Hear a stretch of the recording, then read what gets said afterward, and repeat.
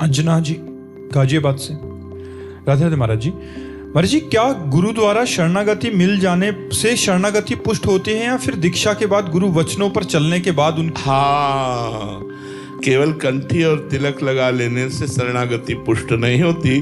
गुरु के वचनों पर आजीवन चलने से वो शरणागति पुष्ट होती है। अगर हम गुरु बना लिया और उनके जो उपदेश किए उस पर ना चले तो अपराध ही बनेगा, मन और मलिन होगा, हमारी दुर्गति हो जाएगी, हमारी सद्गति नहीं होगी। पर यदि हमने गुरुदेव का वरण किया और उनकी आज्ञा का पालन करने का उन्हीं के बल से प्रयास कर रहे हैं तो निश्चित हम सफल हो जाएंगे, अध्यात्म की उन्नति में हम पहुंच जाएंगे, अर्थात निरंतर भगवत स्मरण परायण हो जाएंगे। ये गुरु कृपा आज्ञावर्ती पर ही उतरती है। गुरु कृपा जो है, शिष्य तो लाखों होते हैं पर लाभ कोई बिरला ही ले पाता है। वही बिरला जो उनकी आज्ञा पर चलता है, तन मन प्राण धन सर्वस्व समर्पित करके गुरुदेव के इशारे पे चलता है, वही कृपा पात्र माया पर विजय प्राप्त कर लेता है। ओंकार विधाने जी महाराष्ट्र से। राधे राधे महाराज जी। महाराज जी, आपकी वाणी से सुना था कि हमें किसी बात पे राजी नहीं होना, पर ये मन थोड़ा भजन हो गया, सत्संग सुन लिया या कोई सांसारिक कार्य पूर्ण हो गया तो इसमें ही राजी हो जाता है। ऐसा लगता है कि हमारी साधना अच्छी हो रही है, फिर धीरे धीरे संसार में राजी होने लगता है। कैसे हम जब तक प्रीतम ना मिले इस बात? नेम के बिना प्रेम नहीं होता। हमें नेम लेना होगा, इतना पाठ करना है, इतना जप करना है, इतनी देर ठाकुर सेवा करनी है, इतनी देर समाज सेवा करनी है। सबका फल निरंतर सुमिरन, निरंतर भगवत स्मृति, इसमें नियम काम करता है। नियम पूर्ण होने पर तृप्ति का अनुभव नहीं होना चाहिए, असंतोष होना चाहिए।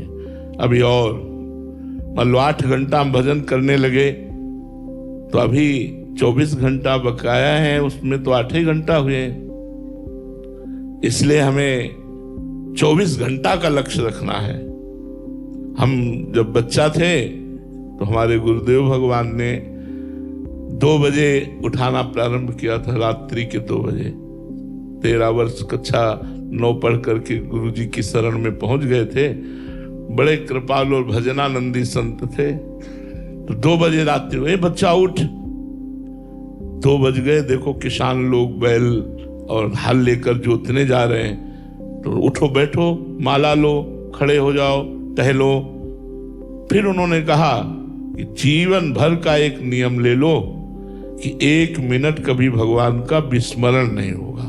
बस वो नए हृदय में बात बैठ गई। तो आज तक संतोष नहीं है साधना में, आज तक ये तृप्ति नहीं हुई कि बस बहुत हो गया।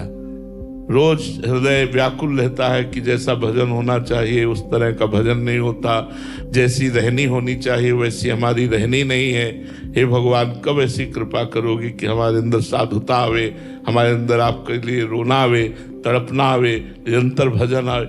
साधु का पूरा जीवन व्यतीत हो जाता है लेकिन वो कभी अपने में देख ही नहीं पाता कि मेरे में भजन है। भजन करते हुए भी भजन की अतृप्ति रहना, यही भजन का लक्षण है। भजन करते हुए भजन में तृप्ति का बोध हो जाना कोई अपराध बन गया। भजन करते हुए इतनी व्याकुलता बढ़ जाना कि रात दिन भजन करते हुए हम भजन ही मांगे, भजन के सिवा और कुछ नहीं। भजन से बढ़कर के कोई शुभ कर्म नहीं है, इसलिए हम किसी भी शुभ कर्म के लिए कोई संकल्प ना करें, निरंतर भजन परायण रहे। मनुष्य जीवन भजन करने के लिए मिला है, लेकिन संकल्प नहीं करना। संकल्प केवल भजन का करना है, तब हमारी ये जो छोटी छोटी बातों में तृप्ति हो जाती है। जब हमारा बड़ा संकल्प होगा तो जैसे ऐसे अगर आपका लक्ष्य बन जाए निरंतर भजन, तो घंटा 2 घंटा भजन आपको जलाएगा। यार ये क्या अभी कोई भजन हो रहा है? 24 घंटे भजन। सोवत हूँ रसना रटे राधा कृष्ण सुनाम। ऐसी तन्मयता भजन में हो कि शयन में पड़े और मंत्र चल रहा है। अगर कोई अच्छा उपासक जो भजन करता है वो हमारी बात को समझ रहा होगा कि वो शयन में लेटा भी है तो भी मंत्र चल रहा है, उठ के बैठ गया बिना प्रयास के मंत्र चल रहा है। रात दिन भजन में जो लगे रहे उनका लक्ष्य जब ये बन जाता है भजन, तब फिर तृप्ति नहीं होती, फिर अतृप्ति बढ़ती जाती है, वही अतृप्ति विरह बन जाती है, वही विरह भगवत साक्षात्कार का कारण बन जाता है।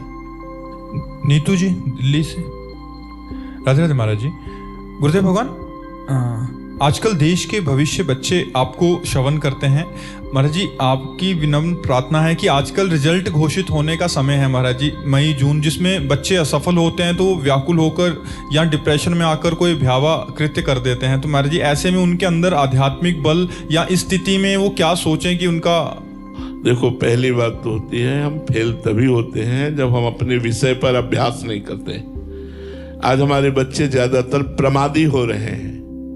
मोबाइल, व्यसन, व्यभिचार, ये 3 बातें हमारे बच्चों में, नौजवानों में बहुत जोर से अपना प्रभाव दिखा रही हैं। मोबाइल में गंदे दृश्य देखना, मोबाइल में समय नष्ट करना, घंटों उसी में लगे रहना, खिलवाड़ करना, और कोई न कोई नशा करने लगना, कोई न कोई बॉयफ्रेंड गर्लफ्रेंड जैसी ऐसी गंदी बातें हृदय में धारण कर लेना। तो व्यभिचार और व्यसन और ये व्यर्थ समय नष्ट करने के कारण, अपनी पढ़ाई में एकाग्रता ना होने के कारण हम फेल होते हैं। हमारे प्रश्न जितने भी होते हैं वो हमारे अध्ययन किए हुए विषय के ही होते हैं। 6 क्लास का प्रश्न 6 क्लास में ही होगा, 8 क्लास का प्रश्न 6 क्लास में नहीं होगा, क्योंकि वो उसी विषय को पढ़ाया गया है, उसी में प्रश्न होगा। तो आप अपने विषय को पुष्ट नहीं किए, ये आपकी कमजोरी रही, फिर भी निराश होने की जरूरत नहीं है। अगला वर्ष है ना, आप अगले वर्ष अच्छे बच्चे बनिए, व्यसन छोड़िए, गंदे आचरण छोड़िए और खूब पढ़ाई में अच्छे नंबर लाइए। निरुत्साहित होकर करना या डिप्रेशन में पहुंच जाना, ये तो बहुत ही मूर्खता की बात होगी। यह अमूल्य मानव जीवन भगवत प्राप्ति के लिए है। यदि आप इसे भगवान को नहीं समर्पित कर पाए, व्यर्थ के कार्यों में नष्ट कर दिया, तो लाभ क्या मिला। आध्यात्मिक पढ़ाई के साथ साथ आधुनिक पढ़ाई अत्यंत आवश्यक है। गीता, भागवत आदि के 1-2 श्लोक स्कूल में जरूर होने चाहिए। ब्रह्मचर्य, मन संयम, इंद्रिय संयम, पवित्रता, भोजन पवित्रता, इस पर चर्चा होनी चाहिए। अब बच्चे जो मन मानी सो खाते हैं, जो मन माए सो करते हैं, वो सब गलत होता चला जाता है। इसीलिए वो फेल हो जाते हैं, क्योंकि अपने विषय पर एकाग्रता ना होने के कारण विस्मृति जागृत हो जाती है। विस्मृति के कारण वो प्रश्न का उत्तर नहीं दे पाते। तो हमें लगता है ब्रह्मचर्य से रहा जाए, पवित्र भोजन पाया जाए। इसलिए पहले गुरुकुलों में रखा जाता था, क्योंकि उसमें संयम प्रधान होता। संयम प्रधान, बड़े विवेकवान, बड़े बुद्धिमान, बड़े स्मृतिवान, बड़े लोक कल्याणकारी जन प्रकट होते थे। बाल्यावस्था से उनकी ऐसी रचना की जाती थी गुरुकुलों में कि वो हमारे देश को सुख पहुंचाने वाली वृत्ति धारण करते थे। अब तो छोटे छोटे बच्चे जहां विद्या विनयम ददाति, वहां अभिनय कर रहे हैं, अपने माता पिता को डांट रहे हैं, अपने माता पिता की अवहेलना कर रहे हैं, हिंसात्मक वृत्ति में उतर आते हैं। आप अगर थोड़ा भी डांटे तो कहेंगे हम कर लेंगे। ऐसी परिस्थितियां बच्चे प्रकट कर रहे हैं कि माता पिता टीचर सब असहाय हो रहे हैं। तो यदि बच्चों को आध्यात्मिक शिक्षा मिले और वो अध्यात्म से जुड़े तो ही सुधार हो सकता है, अन्यथा आधुनिक पढ़ाई उनका सुधार नहीं कर पाएगी। आध्यात्मिक के बिना आधुनिकता उसको संभाल नहीं पाएगी और गड्ढे में गिरा देगी। जगदीश सिंह नेगी जी, देहरादून से। राधे राधे महाराज जी। महाराज जी, किसी जीव या साधक पर ईश्वर की कृपा और उच्च चेतना कब और कैसे प्रकट होती है? कहा नहीं जा सकता, कहा नहीं जा सकता। कब और कैसे, कहां और किस पर, कहा नहीं जा सकता। इसका उत्तर है कहा नहीं जा सकता। पता नहीं दया निधान कब, कहां, किस पर, कैसे रीझ जाए और कैसे कृपा हो जाए। एक क्रूर हिंसक ब्रह्मर्षि बन सकता है, एक क्रूर हिंसक ब्रह्मर्षि बन सकता है। जीवन भर व्यभिचार करने वाले के मुख में अंतिम समय नारायण नाम आ जाता है। कब, कहां, कैसे कृपा हो जाए, कुछ नहीं कहा जा सकता। कृपा के लिए कोई विधान नहीं है, कोई संविधान नहीं है।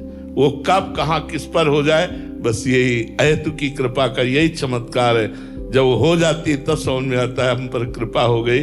पर हमारे अंदर कोई सद्गुण नहीं है, हमारे अंदर कोई पात्रता नहीं है, हम कृपा के लायक नहीं है, पर कृपा हो गई। अब हो गई तो जगत पूज्य बन जाएगा, वो भगवान का प्रिय बन जाएगा, वो महापुरुष बन जाएगा। कृपा है क्या बना दे।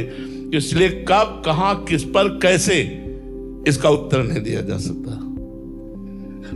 शुभम कुमार जी झारखंड से। राधे राधे महाराज जी। महाराज जी, जिस प्रकार से आप विरक्त होकर राधा रानी को इस कोटि के दास बने, वैसे मैं ग्रस्त में रहकर बिल्कुल आपकी जैसी स्थिति प्राप्त कर सकता हूं। कै साल के हो? 23 साल। 23 साल। 10 साल तो पीछे हो गए अभी तो। अब पहले ही 10 साल पीछे हो गए। हमने तो 13 से ठाकुर जी ने हमें से शुरू करवाया था, तो 10 साल पीछे हो गए। अब इसके बाद कितनी वासनाएं हैं, क्या क्या वासनाओं के खेल खेले हो, वो मिटाना। प्रेमानंद ऐसे थोड़ी होता है। पहले विषयानंद का त्याग करे, जगदानंद से वैराग्य ले, फिर लोक परलोक के भोगानंद का त्याग करे, तब कहीं जाके प्रेमानंद होता है। प्रेमानंद ऐसे थोड़ी हो जाता है। बात समझ रहे भाई? प्रेमानंद गृहस्थ विरक्त नहीं देखता, वो तन्मयता और अनुराग देखता है। जहां तन्मयता और अनुराग है वही प्रेमानंद है। प्रेमानंद किसी व्यक्ति का नाम नहीं, कि स्थिति है। प्रेम और आनंद, प्रेम है प्रियाजू और आनंद है लालजू। जो प्रिया लाल में मस्त है वही प्रेमानंद है। जो विषयों में मस्त है, जगत में मस्त है, तो जगदानंद है, वो प्रेमानंद नहीं है। तो भाई दुर्लभ तो नहीं है मनुष्य देह में कुछ, लेकिन प्रयत्न करना पड़ेगा। इसके लिए तन्मयता धारण करने के लिए घाटों पर रहे, संकल्प लिया, कभी किसी से मांगेंगे नहीं, किसी के यहां जाएंगे नहीं। आकाश वृत्ति से हमारे पास जो आएगा वही पाएंगे। काशी में 80 घाट से लेकर मणिकर्णिका घाट तक ही रहते थे। जो कुछ मिल गया, कभी थोड़ा सतुआ मिल गया, कभी कोई एक पीस बर्फी दे दी। कई कई दिन भिक्षा न मिलने पर भी बस एक यही, मुझे ब्रह्माकार वृत्ति चाहिए, मुझे भगवदाकार वृत्ति चाहिए।